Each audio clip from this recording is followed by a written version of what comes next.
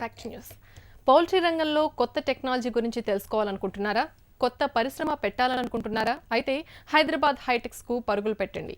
3 రోజుల పాటు పౌల్ట్రీకి సంబంధించిన సమాచారం మీకు అందుబాటులో ఉంటుంది.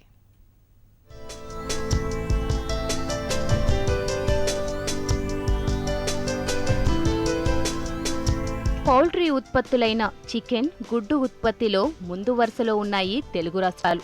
ప్రపంచవ్యాప్తంగా వస్తున్న ఆధునిక టెక్నాలజీ, సమస్యలపై అధ్యయనం, వైరస్ నివారణకు వ్యాక్సిన్ కనుగొనే అంశాలపై ఏటా పౌల్ట్రీ ఎక్స్పో నిర్వహిస్తున్నారు. ఎప్పటి మాదిరిగానే ఈసారి కూడా 9వ ఎక్స్పోకు వేదికైంది హైదరాబాద్ హైటెక్స్. 2007 నుంచి నిర్వహిస్తున్న ఈ ఎక్స్పో దక్షిణాసియాలో అతిపెద్ద కోళ్ల పరిశ్రమ ప్రదర్శన. 25,000 మంది రైతులు, పరిశ్రమతో అనుబంధం ఉన్నవారు సందర్శిస్తారని అంచనా.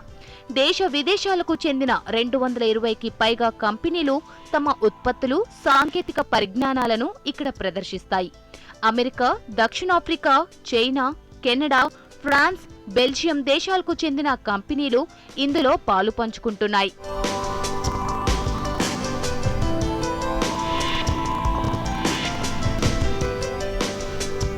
దేశంలో రోజు 24 కోట్ల గుడ్లు, 3 కోట్ల 60 లక్షల కిలోల కోడి మాంసం ఉత్పత్తి అవుతోంది. దానా ధరలు పెరిగిపోవడం వల్ల చికెన్, గుడ్లపై వచ్చే మార్జిన్లు బాగా తగ్గాయన్నది పౌల్ట్రీ రైతుల ఆవేదన.